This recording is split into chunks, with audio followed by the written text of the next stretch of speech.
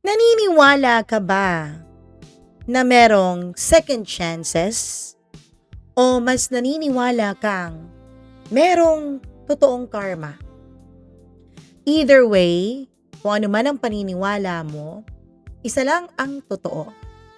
Meron at merong hindi natin nakikitang puwersa na either humihila sa atin pabalik sa mga taong nanakit sa atin o nagpaparusa sa kanila.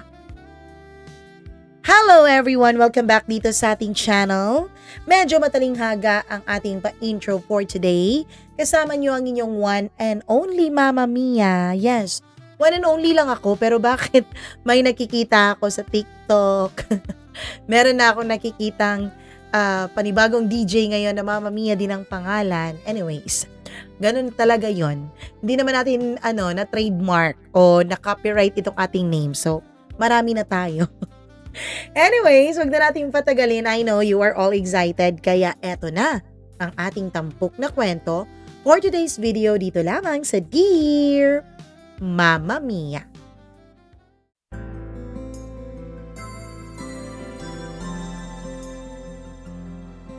Marami ang nagsasabing meron daw karma sa mga taong gumagawa ng masama. Pero sadyang masama na ba ang tao kung nagkamali siya ng isang beses sa'yo? O bibigyan mo pa siya ng pagkakataon para baguhin ang kaniyang mga nagawang kasalanan? Dear Mama Mia, hindi ko malilimutan ang amoy ng ospital noong araw na yon. Matapang, malamig, parang may halong lungkot sa hangin. Nakahiga ako sa hospital bed, bagong panganak ang katawan ko. Nanginginig pa ang mga kamay ko habang yakap ko ang anak kong kakasilang pa lang, ilang oras ang nakakalipas. Babae siya, maliit, maputi, at hawig ng lalaking akala ko panghabang buhay kong makakatuwang sa hirap at ginhawa. Nasaan po si Lloyd? Mahina akong tanong sa ate ko. Nasa paanan siya ng kama ko noon. Sandali siyang natigilan. Hindi siya sumagot agad. Doon pa lang, may kung anong malamig nang gumapang sa dibdib ko. Sabi, kukuha lang daw siya ng gamot. Sagot niya, na alam kong pilit lang ngumingiti para pagaanin ang aking pakiramdam. Pero kapatid ko siya, ate ko siya, kaya kilalang kilala ko siya. Alam ko kung may itinatago siya sa akin. Lumipas ang isang oras. Naging 2, naging 3. Walang Lloyd na bumalik. Habang pinagmamasdan ko ang anak ko, unti-unting sumisikip ang dibdib ko. Hindi dahil sa sugat ng aking panganganak, kundi dahil pakiramdam ko ay may malaking mali talaga. Hanggang sa dumating ang nanay ko, namumugto ang kanyang mga mata. Doon na ako kinabahan ng todo. Ma? Bakit? Nanginginig kong tanong. Hindi siya agad nagsalita. Umupo siya sa tabi ko. Hinawakan ang kamay ko at doon ko naramdaman ang panginginig din niya. Anak, mahina niyang sabi. May kailangan kang malaman. Parang may sumabog sa tenga ko. Hindi ko alam kung papakinggan ko ba ang sasabihin niya.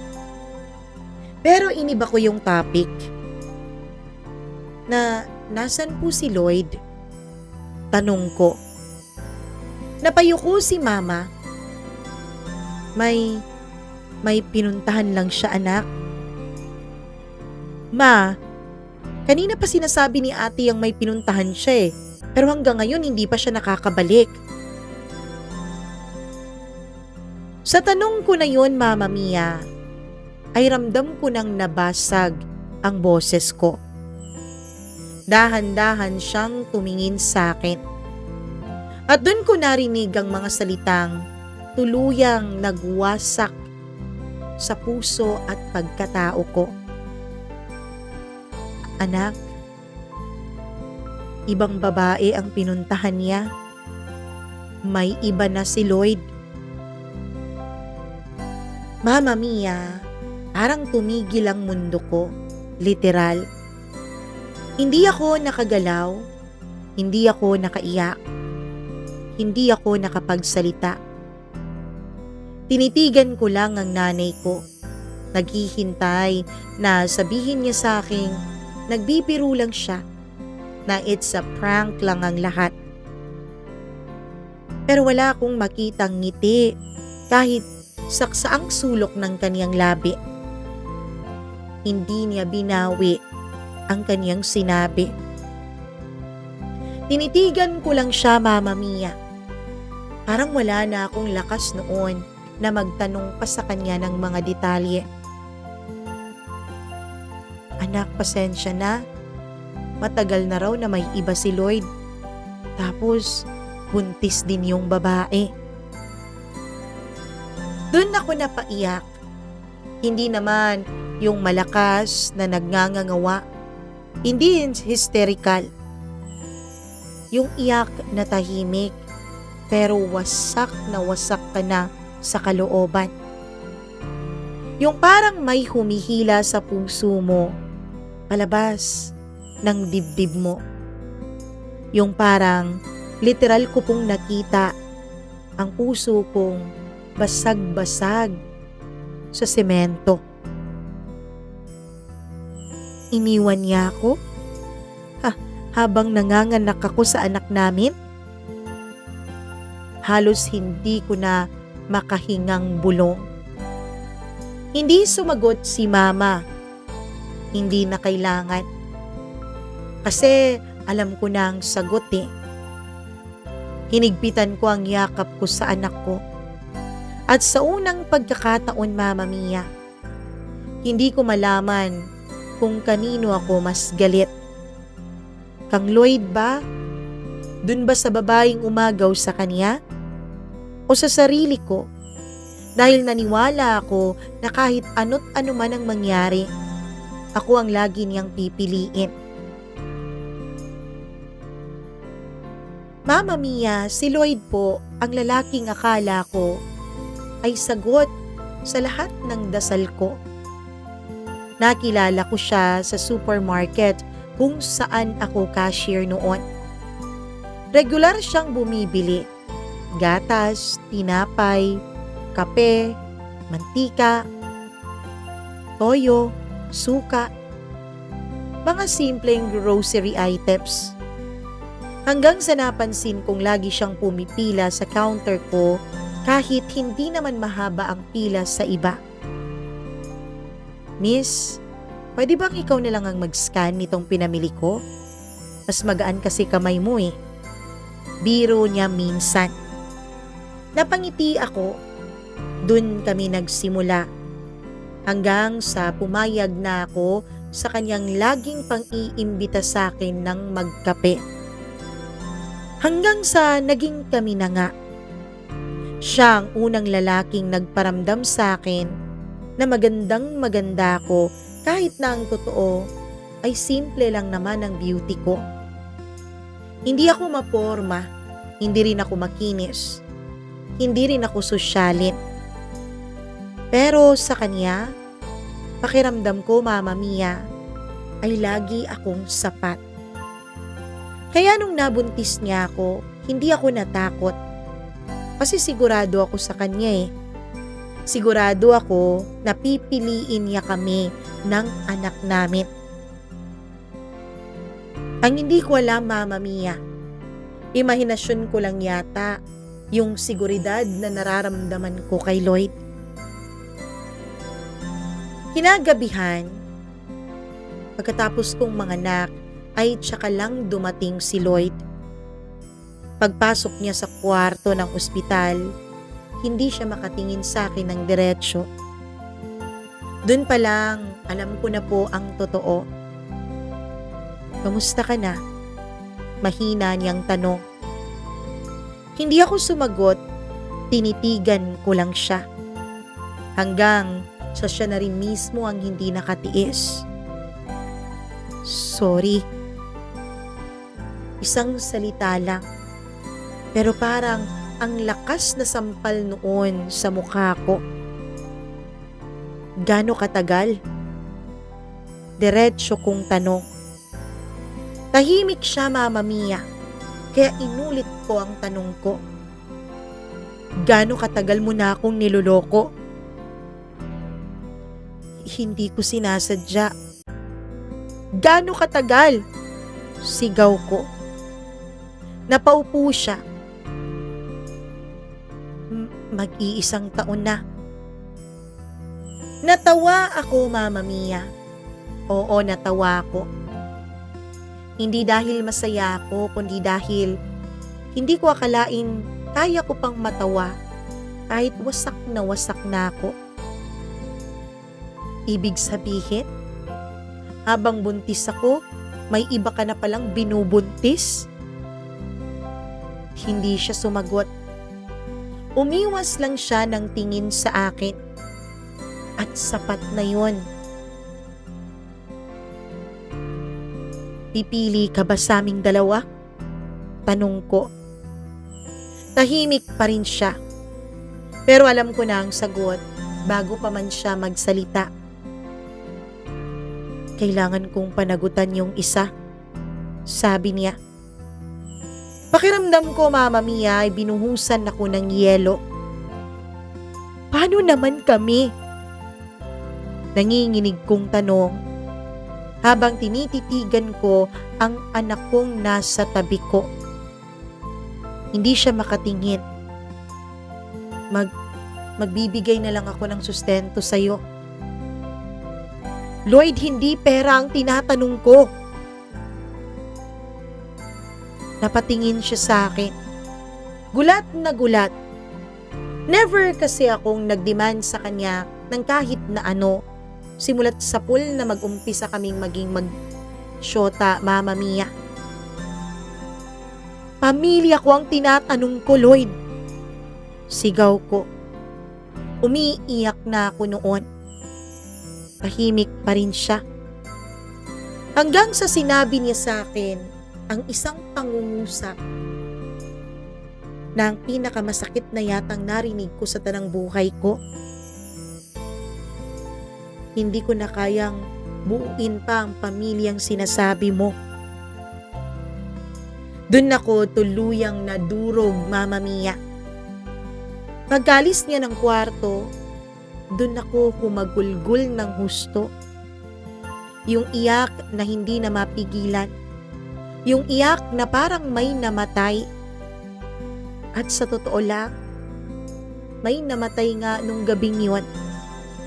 Yung pangarap ko ng isang buong pamilya. Yung babaeng akala ko magiging ako kapag nanay at asawa na ako.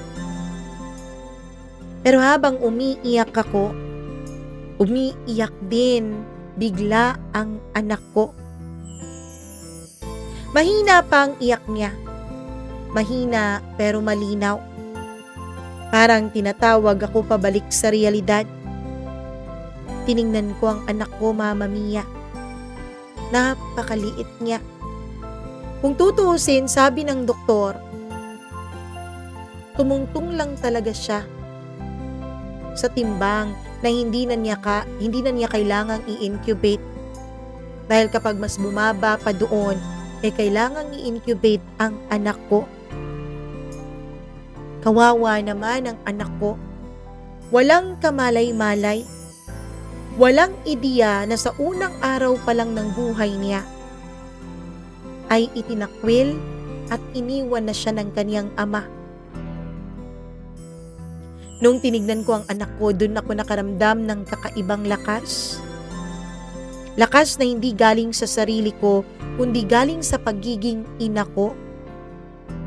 Pinunasan ko ang luha ko at bumulong ako sa kanya. Hindi ka man pinili ng tatay mo, anak, pero pipiliin kita araw-araw. At dun nagsimula ang totoong kwento ng buhay ko. Hindi bilang girlfriend ni Lloyd, hindi bilang babaeng iniwan niya, pero bilang isang babaeng nagpapakatatag at lalaban para sa kanyang supling. Paglabas ko sa ospital, akala ko sanay na ako sa sakit. Pero hindi pa pala. Pagpasok ko sa bahay na tinitirhan namin ni Lloyd, unang bumungad sa akin ay yung mga gamit niyang wala na. Yung cabinet niya, wala pa sa kalahati ang laman. Yung sapatos niya, iisa na lang ang naiwan. Yung toothbrush niya, wala na sa baso ng banyo.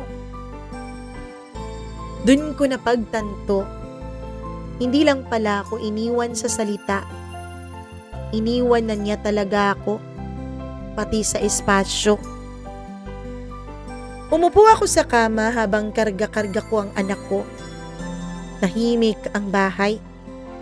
Dati, kahit maliit lang ang bahay na to, pakiramdam ko ay punong-puno ng mga pangarap. Pero ngayon, parang lumiliit siya at ang laman noon ay puro na lang kalungkutan. Napatingin ako sa dingding kung saan nakapaskil yung ultrasound picture ng anak namin. May sulat pa siya dun eh. Baby girl namin, hindi ka iiwan ni na mama at papa. Napahagulgol ulit ako, pero mabilis ko ring pinunasan. Mabilis ko ring sinaway ang sarili ko. Kasi natutunan ko sa ospital, pwede kang umiyak, pero hindi ka maaaring sumuko. 3 linggo pa lang mula nang manganak ako, naghanap na agad ako ng trabaho. Hindi dahil gusto ko, Mama Mia, kundi kailangan ko. Wala akong choice. Yung ipon namin ni Lloyd, halos naubos na sa panganganak ko. Yung sustentong sinasabi niya, ni anino, walang dumating. Isang umaga, iniwan ko na muna ang anak ko kay mama. Habang nagbibihis ako, hindi ko maiwasang manginig ang kamay ko. Hindi dahil sa kaba sa interviewong pupuntahan ko, kundi dahil sa guilt na iiwan ko ang anak ko kahit saglit lang yun. Anak, sige na. Lumakad ka na. Ako na muna ang bahala dito.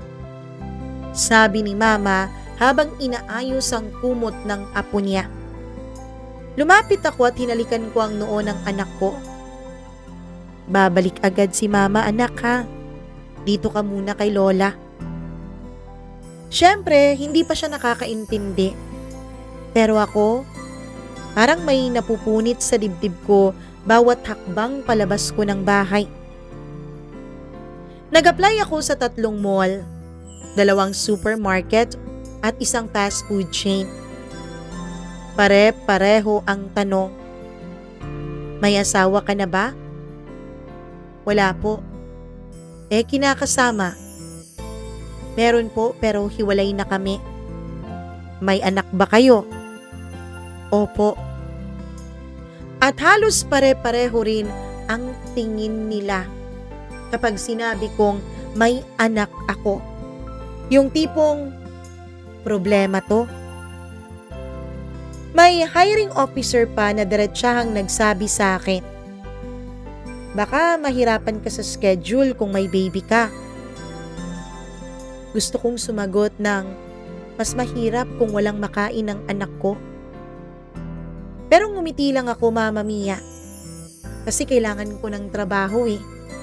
Hindi ng pride. Hanggang sa natanggap ako bilang sales lady sa isang department store sa isang malaking mall. Minimum wage lang. Standing ka, 8 to 10 hours a day.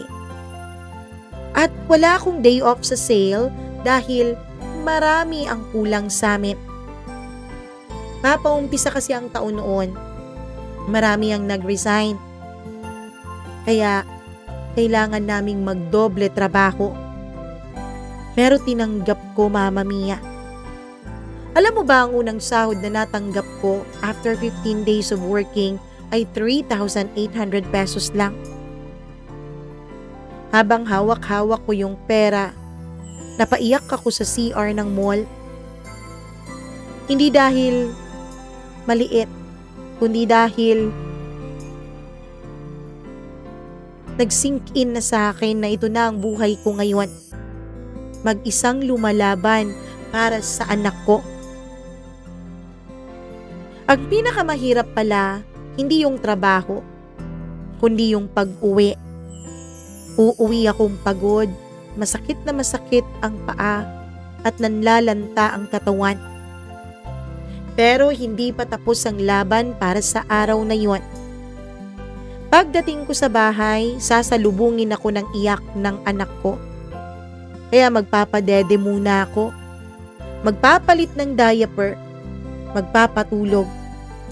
Minsan, sabay kaming umiiyak. Siya, dahil sa gutom o kung ano man ang kanyang nararamdaman. Ako, dahil sa pagod at labis na takot. Takot kung kakayanin ko ba talagang mag-isa ito. Naalala ko isang gabi, wala na kaming gatas. Na-delay ang sahod ko dahil nagka-problema sa bank transfer. Umiiyak na ang anak ko noon at alam kong dahil yun sa gutom. Ako naman, wala akong maibigay sa kanya. Tinimplahan ko ng lugaw na dinurog. Habang pinapakain ko siya, tuloy-tuloy lang ang luha ko. Sorry anak ha, eto lang ang kaya ni mama ngayon. Doon ako unang nagalit kay Lloyd ng sobra-sobra. Hindi lang dahil iniwan niya akong mag-isa, kundi dahil iniwan niya ang anak niya na parang isang tuta na hindi man lang niya binalikan. Isang araw, Mama Mia, busy ako sa counter dahil may pinapapunch ako sa cashier. May lumapit na babaeng buntis. Maganda, makinis, maayos manamit. Hindi ko na sana siya papansinin hanggang sa nagsalita siya at tinawag ang totoo kong pangalan. Ikaw ba si Aya? Parang tumigil lang mundo ko, Mama Mia. Nakilala ko ang boses na yun. Hindi dahil narinig ko na, kundi dahil ramdam ko kung sino siya. Siya yung babae. Yung babaeng binuntis matapos din akong buntisin. Yung babaeng mas pinili kesa sa akin. Mama Mia, nung tignan ko siya ng mabuti, ay nakita akong mas maganda nga naman siya kaysa sa akin. Mas makinis, mas sosyal. Yung tipong hindi ka magtataka kung bakit siya pinili. Ngumiti siya, pero may halong kaba. Pwede ba tayong mag-usap? Tanong niya. Ayoko sana, Mama Mia. Nagtatrabaho po ako, sagot ko. Hihintayin kita. Kailan ba ang break mo? Nag-isip ako. Papayag ba akong makipag-usap sa babaeng ito? Sa babaeng mas pinanindigan at mas pinili kesa sa akin? Sa babaeng naging dahilan kung bakit naghihirap akong mag-isang palakihin ng anak ko? Pero sa huli, ay sinabi ko sa kanya ang oras ng break ko. Hindi para sa kanya, kundi para sa sarili ko. Para matapos na to. Umupo kami sa food court, tahimik muna. Hanggang sa siya ang nagsalita. Sorry, hindi ko alam na may anak na kayo. Napatingin ako sa kanya. Hindi mo alam? Malamig kong tanong. Umiiling siya na naiiyak na. Sabi kasi niya sa akin, hiwalay na kayo matagal na. Napapikit ako.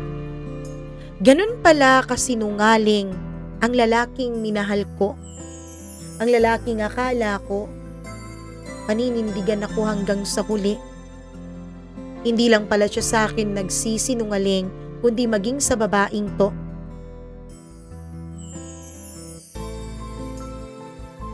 Bakit ka nakikipagkita sa akin? Ano pang saysay ng paghingi mo ng tawad? Nasa sayo na siya, di ba? Iniwan niya na rin kami. Bulong niya. Napatitig ako kaagad sa kanya. Malaki na ang tiyan niya, sa tansya ko ay manganganak na rin siya malapit na. Ha? Ano sabi mo? 2 buwan na siyang wala. Sabi niya sa akin. Parang may bumaliktad sa sikmura ko. So, wala na rin pala siya sa'yo. Umiling siya. Ang sabi, may iba na naman daw siya. Hindi ako nakapagsalita. Hindi dahil naaawa ako sa kanya, kundi dahil napagtanto kong ganun pala talaga si Lloyd. Hindi pala ako espesyal. Hindi rin espesyal ang babaeng to. Kasi pareho lang kaming iniwan at pinagpalit. Tahimik kaming 2. 2 babaeng parehong niloko ng iisang lalaki. Magkaiba man kami ng mundo dahil sa tansya ko ay mayaman ang babaeng to. Pero alam kong pareho lang ang sugat naming 2. Manganganak ka na ba? Tanong ko. Kabuwanan ko na. Anong papangalan mo sa anak mo? Lloyd Jr. Napangiti ako ng mapait. Talaga? Junior mo? Gusto mo bang magmana sa kanya? Nagkatinginan kami. At sa unang pagkakataon, Mama Mia, naintindihan ko. Hindi siya ang kalaban ko. Hindi siya ang dahilan kung bakit ako iniwan ni Lloyd. Kundi si Lloyd ang dapat sisihin at wala ng iba pa. Pareho lang kaming babae. Pareho lang kaming ina na lumalaban para sa aming mga anak. Bago kami maghiwalay ay tinanong niya ako, paano mo nakakayang mag-isa? Hindi ako sumagot sa tanong na yun kasi ang totoo, Mama Mia, hindi ko rin alam. Pero sabi ko sa kanya, hindi ko naman kaya, pero kailangan kayanin. Hindi doon natapos ang koneksyon naming 2. Makalipas lang ang ilang linggo ay may nangyaring hindi ko inaasahan. Isang pangyayari na mag-uugnay ulit sa aming 2 at maglalagay sa akin sa sitwasyong hindi ko akalaing aking papasukin. Isang desisyon, Mama Mia. Isang desisyon na magbabago ng buhay ko bilang isang ina. Isang hapon habang nasa trabaho ako, nag-vibrate ang cellphone ko sa bulsa ng uniforme ko. Bawal sanang gumamit, Mama Mia. Bawal dalhin ang cellphone sa trabaho pero lagi ko yung palihim na dinadala dahil baka may emergency sa bahay. Alam mo naman, kapag may sanggol ka, hindi mo alam ang mga mangyayari, di ba? Nang makita kong si mama ang tumatawag ay kinabahan agad ako. Lumabas ako sa stock room, tsaka sinagot yun. Ma? Sa kabilang linya ay umiiyak na ang mama ko. Aya, umuwi ka agad. Nanlamig ang kamay ko. Bakit ma? Anong nangyari? Ang anak mo, hindi na humihinga ng maayos. Hindi ko na narinig ang kasunod na mga sinabi ni mama. Parang bumagsak na ang tenga ko. Parang nawalan ng tunog ang mundo. Hindi ko alam kung paano ako nakauwi. Taxi, jeep, tricycle. Sa totoo lang, hindi ko na maalala. Ang alam ko lang, tumatakbo ako papasok ng bahay habang nanginginig. Pagpasok ko, nakita ko si mama, nakarga-karga ang anak ko. Maputla, nanghihina. Mabagal ang paghinga. Anak! Sigaw ko sabay kuha sa kanya. Mahina siya. Malamig ang kanyang kamay. Doon na ako natakot ng todo. Dinala namin agad siya sa ospital. Parehong ospital kung saan ako nanganak noon. Pero ibang-ibang pakiramdam. Noon may pag-asa. May excitement kasi sa wakas makikita ko ng anak ko. Pero ngayon, puro takot ang nararamdaman ko. Pinasok siya sa ER. Ako ay naiwan sa labas. Walang magawa kundi magdasal kahit nanginginig. Anak, wag mo naman akong iiwan. Paulit-ulit kong bulong. Alam kong hindi ko kaya. Hindi ko kakayanin. Lumuhod ako sa sahig ng ospital.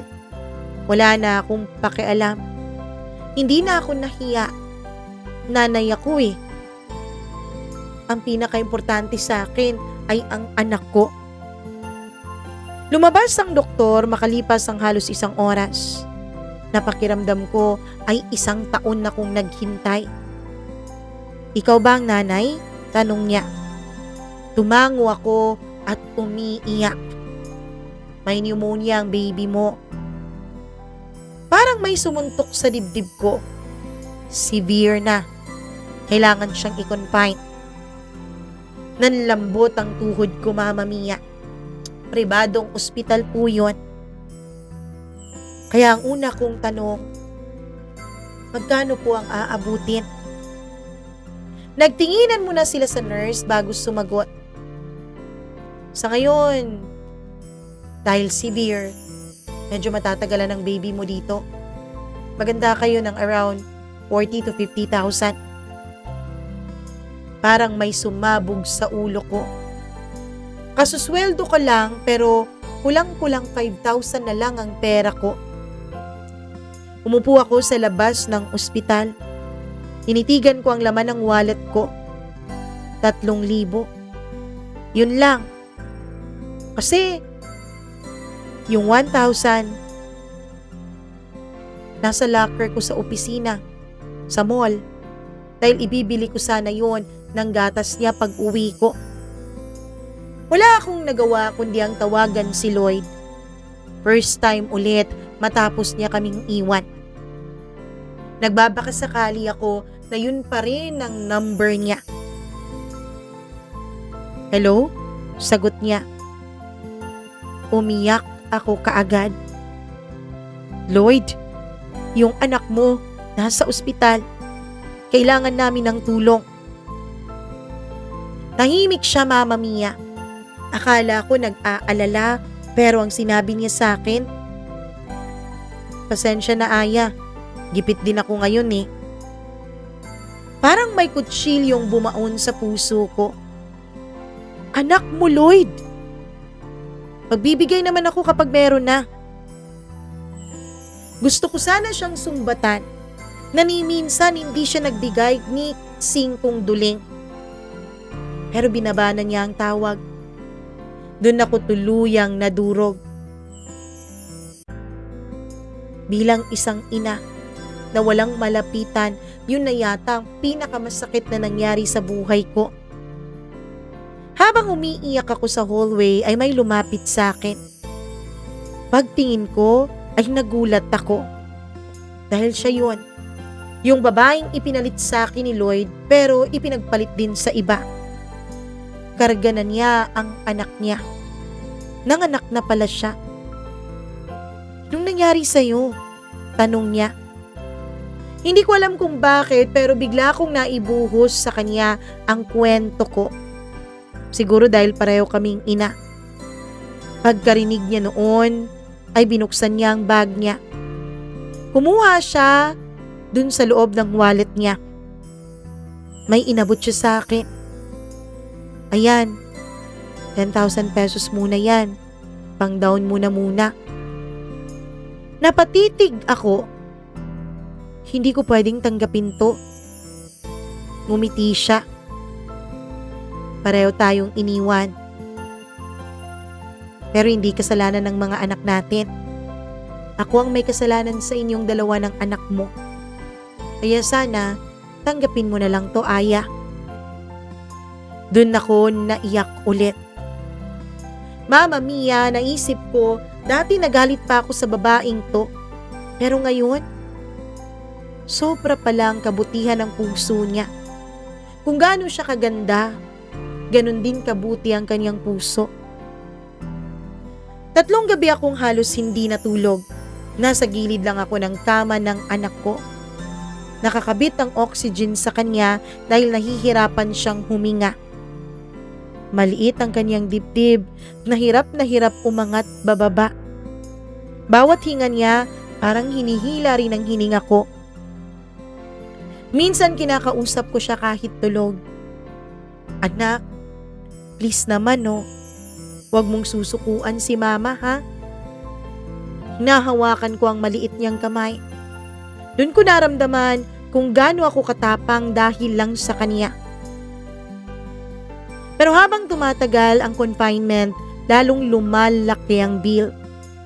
Umabot na ng 38,000 pesos. Kulang na kulang pa rin ako. Doon ako nag-isip na mag-loan, magbenta ng gamit, kahit mangutang pa sa 5-6. Handa akong magkanda baon-baon sa utang basta mabuhay lang ang anak ko.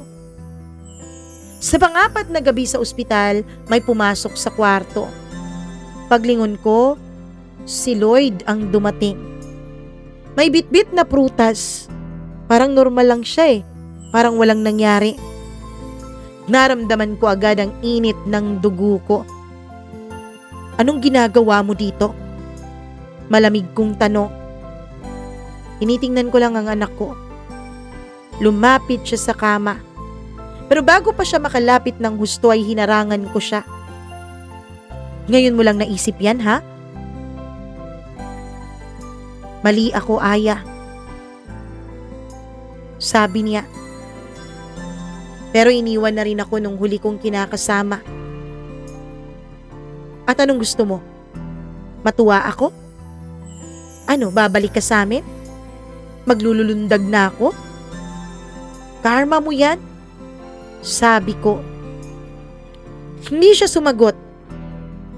Tutulungan kita sa hospital bill. Pero imbis na gumana ang pakiramdam ko ay tila lalong bumigat. Kasi alam ko, Mama Mia, dun sa sinabi niya, hindi lang naman pera ang dala niya, kundi komplikasyon din. Gulo. At sakit sa puso na akala ko tapos ko nang malampasan. Mama Mia, dahil sa pagbabalik ni Lloyd, magugulo ulit ang mundo ko. Hindi lang bilang isang babae, kundi bilang isang ina na kailangang proteksyonan at unahin ang kaniyang anak laban sa lalaking minsan nang nanakit at nang iwan sa kanila. Pero Mama Mia, meron palang isang bagay na hindi ko inaasahan. Isang bagay na mas magbigat pala na dahilan kung bakit siya bumabalik sa amin.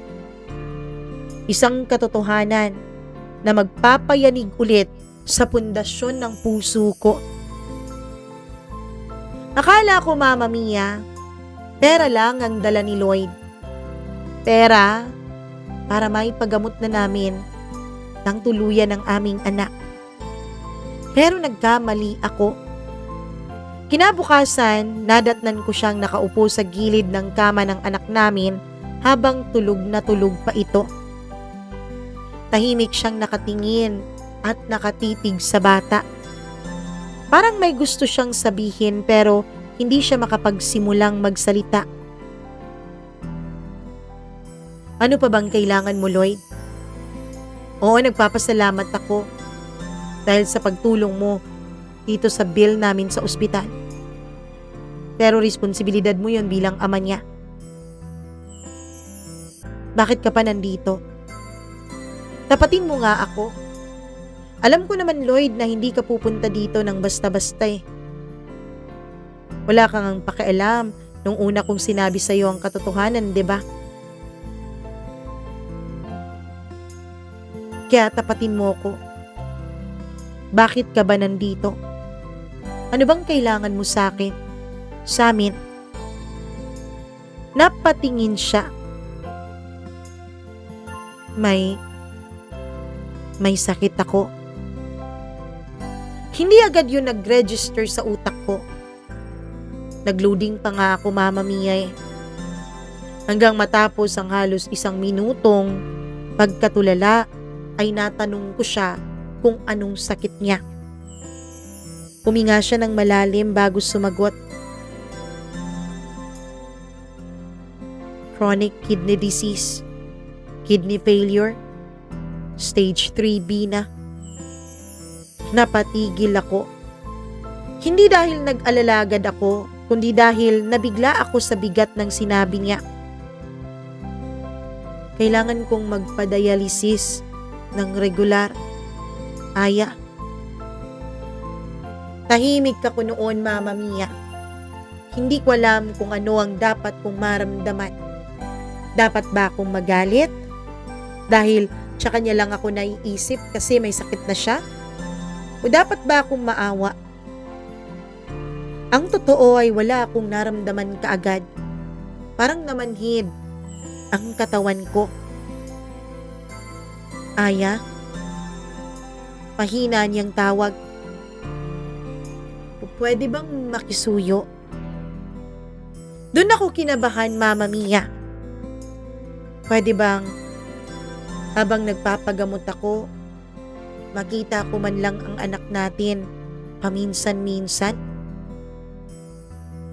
Napapikit ako. Eto na naman.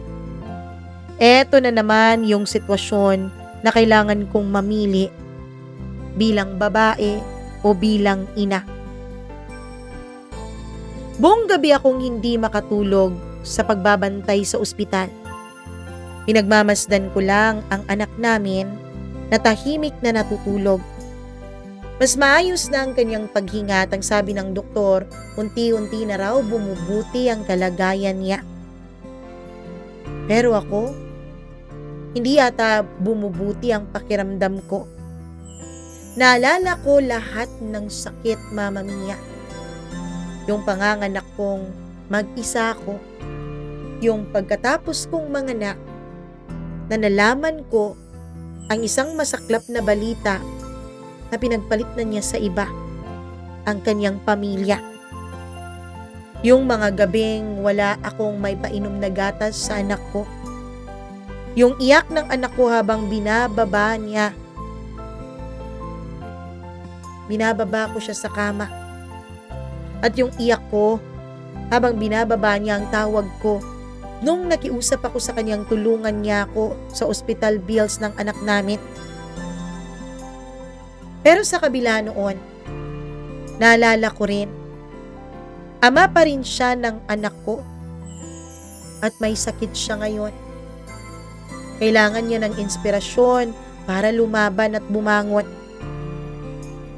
Kinabukasan, nung dumating si Mama dahil siya ang magiging kapalitan ko sa pagbabantay, ay kinausap ko siya. Ma,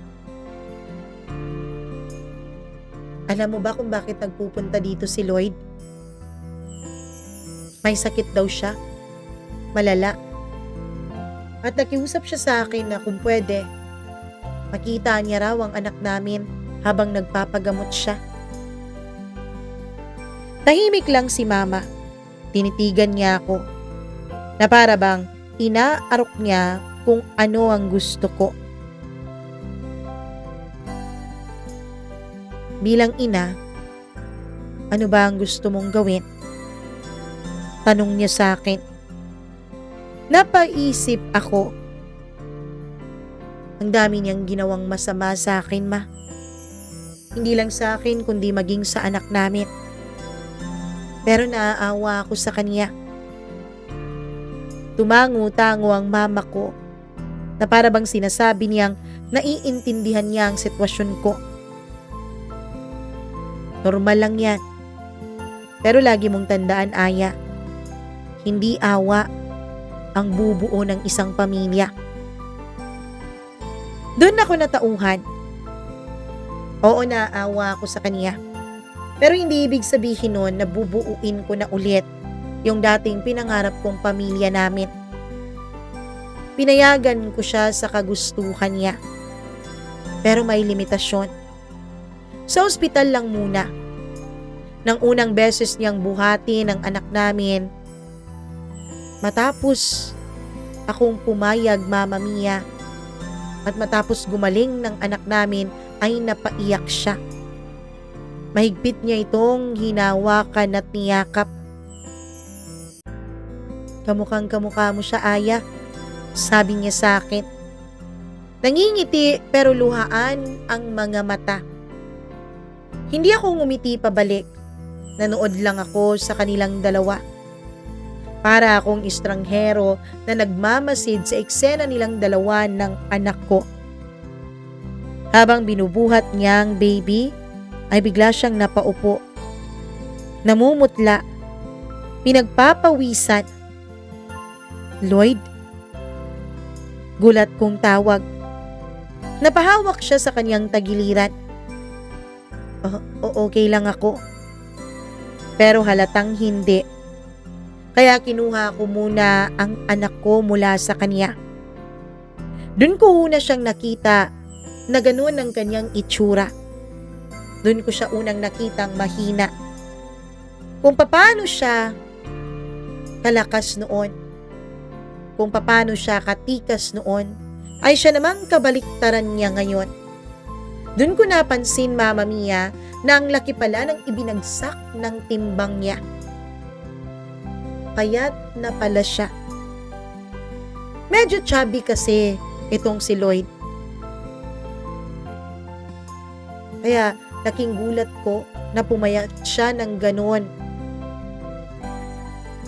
Nung gumaling na ang anak ko ay nakauwi na kami. Pero kasabay ng pag-uwi namin ay ang pagpasok din ni Lloyd sa treatment cycle niya. Dialysis, 3 times a week. Mahal, mabigat. Pero Mama Mia,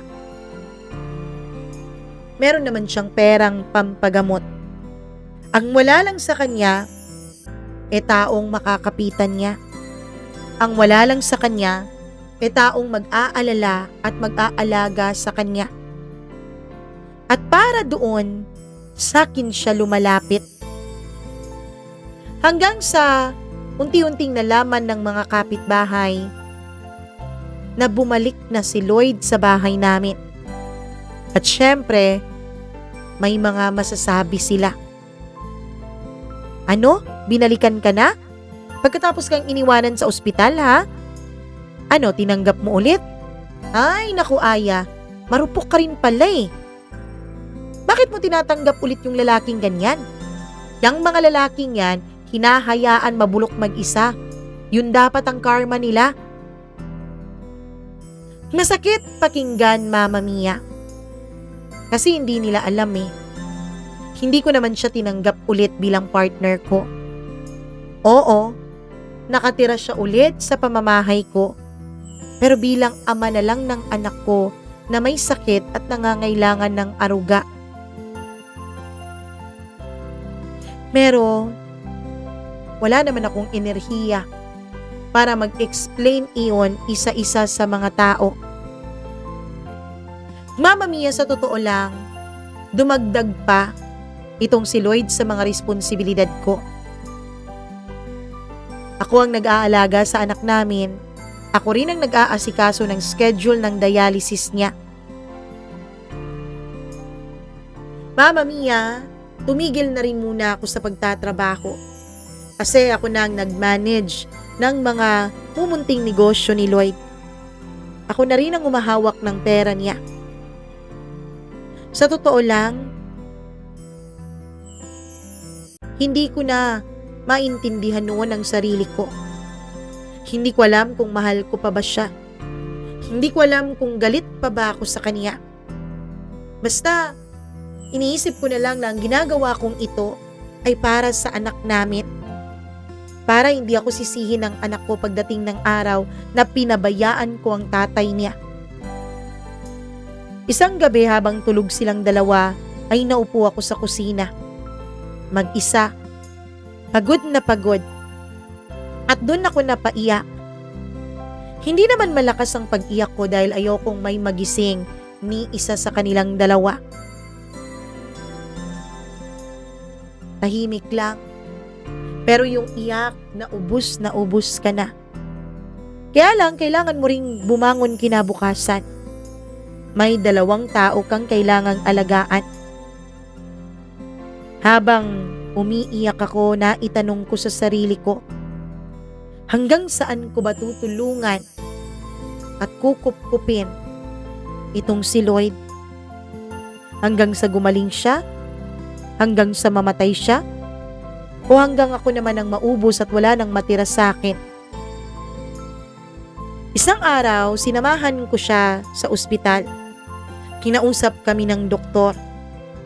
Hindi na raw gumagana ang dialysis sa kanya. Kailangan na raw niyang magkaroon ng agarang kidney transplant. Nanlambot ako doon. Napakalaking halaga ang kinakailangan, Mama Mia. Kahit may mga munting negosyo siya, lahat yun mauubos kapag nagpa-kidney transplant siya. Sige, Dok, pag-iisipan ko muna. Sige, Lloyd, pero alam mo, kailangan mo nang magdesisyon sa lalong madaling panahon. Dahil kung hindi, baka magiging huli na ang lahat.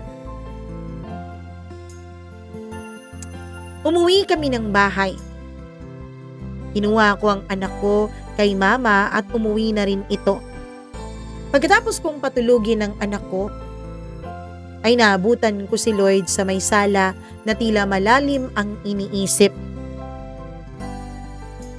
Hindi ako magpapagamot, Aya. Hindi ako magpapatransplant. Paano yung sabi ng doktor?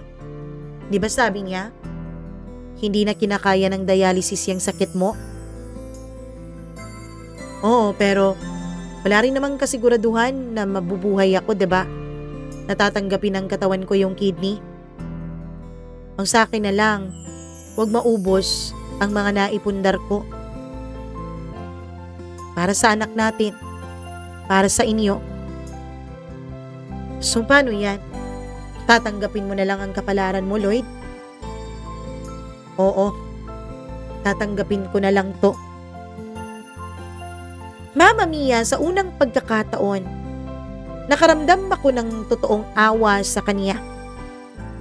Pinigilan ko ang sarili ko pero nangingilid na talaga ang mga luha sa gilid ng mga mata ko. Nung nakita niya akong paiyak na ay tumayo siya. Pagkatapos ay pumasok na sa isang silid at matutulog na raw siya. Ako naman, ang ginawa ko ay nagluto na lang ako para makakain kami pagkagising nilang dalawa. Mama Mia, pagkatapos noon ay tuloy-tuloy pa rin ang dialysis ni Lloyd.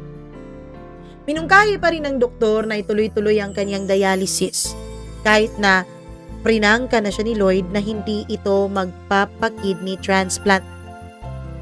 Isang araw, Nasa grocery ako. Namimili ako noon ng gatas at diaper ng anak ko, pati na rin ng iilang pangangailangan namin sa bahay. Nung biglang may nakasalubong ako. Siya. Yung babaeng ipinalit sa akin ni Lloyd. Iba ang tingin niya sa akin ngayon. Hindi yung tingin na tulad dati. Parang may panghuhusga. Parang may pangungutya. "Hi, Belle," tawag ko. "Oh, Aya, ikaw pala." "Belle, salamat nga pala dun sa 10,000 pesos na binigay mo dun sa pagkaka-ospital ng anak ko, ha." "Walang anuman yun. Sabi ko nga sa'yo, kulang pa yun noon bilang pambayad ng utang ko, ng kasalanan ko sa inyong dalawa." "Ano ka ba? Wala kang kasalanan. Niloko ka rin naman ni Lloyd eh." "Speaking of Lloyd, balita ko nagkabalikan na kayo ah." Noon ako nagulat. Doon ko naintindihan ang kaniyang kanina pa inaasal na panlalamig sa akin. Kaya Mama Mia, hinabuti kong makausap siya. Hinaya ko siyang magmerienda muna kaming dalawa. Ayaw sana niyang pumayag pero nagpumilit ako. Dati ayaw ko rin namang pumayag na kausapin ka, pero ginawa ko.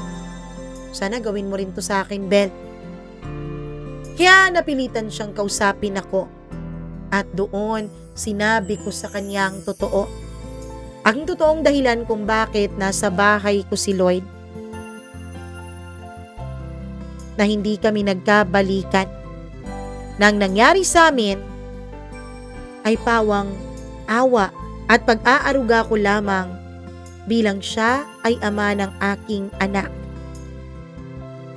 Mama Mia, dun ko nakitang umiiyak si Belle.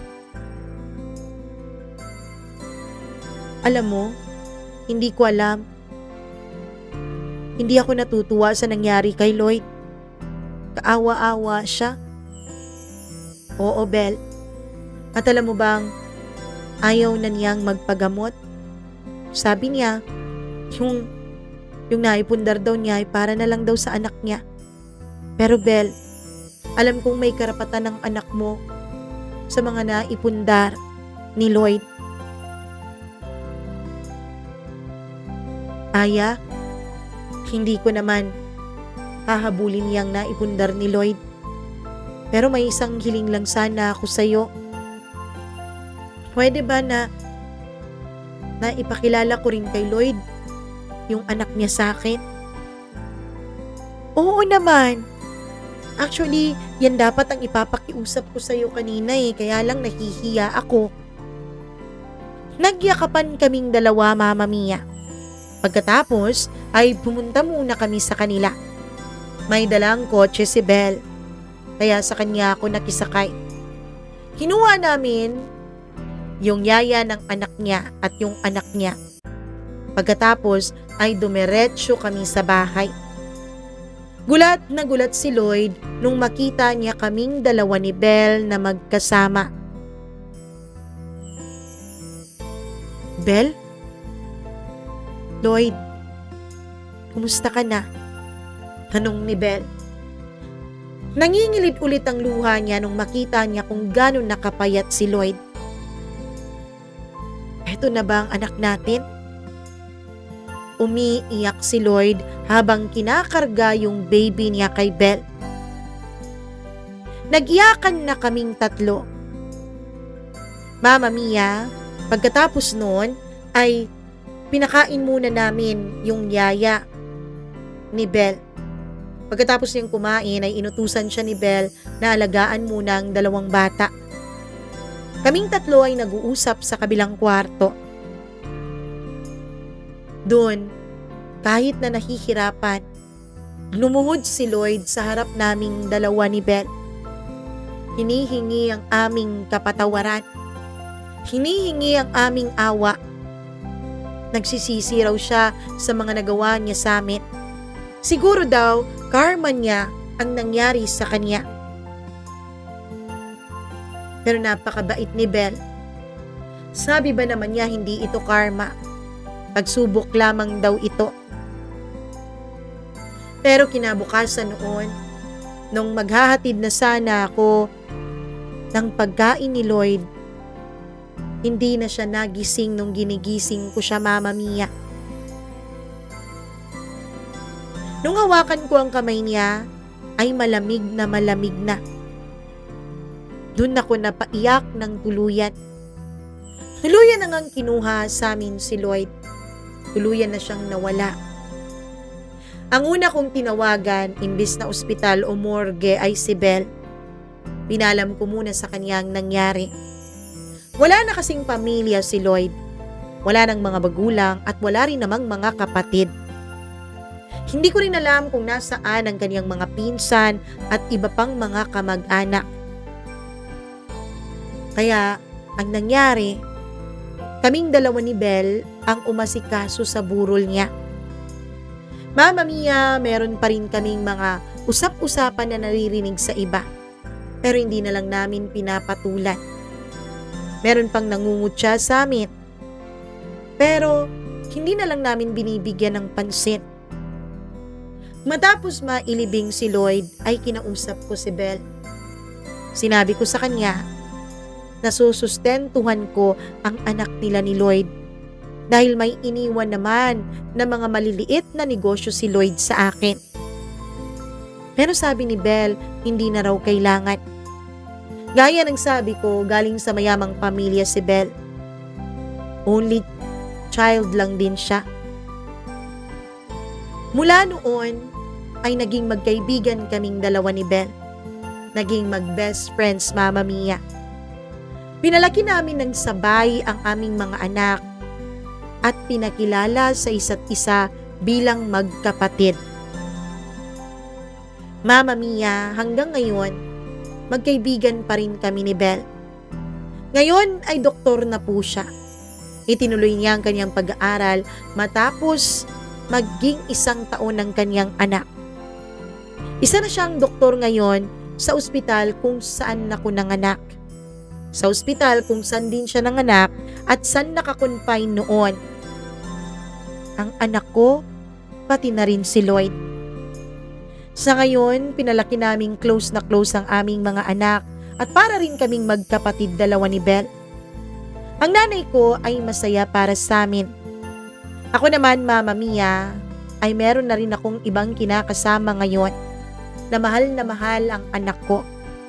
Si Belle naman ay ikakasal na rin sa susunod na taon. Magkaibigan pa rin kami. Actually, kung meron mang mga taong makakaalam ng naging kwento ng aming pagkakaibigan, ay namamangha talaga sa aming dalawa. Namamangha dahil hindi nila akalain na kayang maging mag-best friends ng dalawang babaeng naging magkaagaw noon sa iisang lalaki. Hindi ko man masasabing perpekto ang buhay. Walang ganun eh. Meron pa ring mga problemang dumarating. Pero isa lang ang sigurado ako at ang natutunan ko kay Belle. Kapag mabuti ang puso mo, kahit ano't ano man ang mangyari, magiging maayos ang lahat para sa iyo sa huli. Maraming salamat po, Mama Mia, at naway na-inspire kayo sa kakaibang friendship naming dalawa ng beshi kong si Belle. Hanggang dito na lang, lubos na nagpapasalamat, Aya.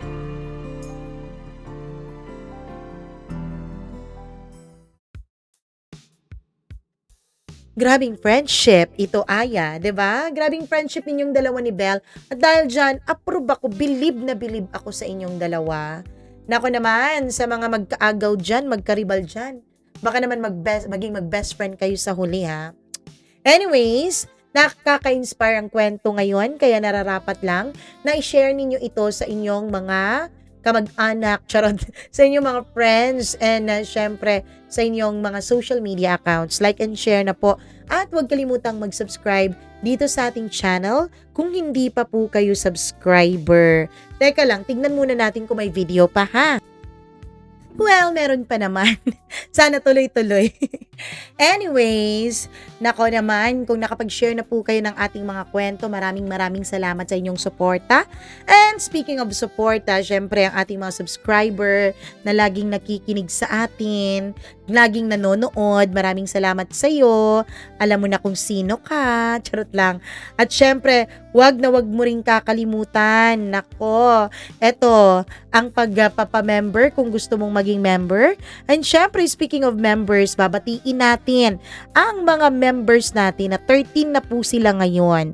Hello ako kay Mary Ann Hineza, Marlia Giana Shane, Rico Sedanco, Colleen Bueno, Gimaras Girl, Benson Boyser, Smack Dax, Dayan Martinez, Maria Elena Abe, Maureen Tugab, Gail Easy, Mila Raduban at Freaky.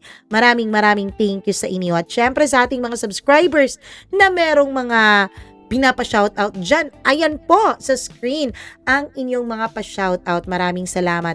Kung may pina-shoutout kayo dyan, ako, papanoorin nyo para makita nila ang kanilang pangalan na naka-flash sa ating mga screen. Maraming salamat po sa inyong dalawa. Sa inyong lahat. Bakit? May nabasa kasi akong dalawa. Sa inyong lahat, sa walang sawa ninyong pagsuporta at pagmamahal kay Mama Mia ninyo. I love you all. Mwah! Mag-ingat po kayo. Bye-bye!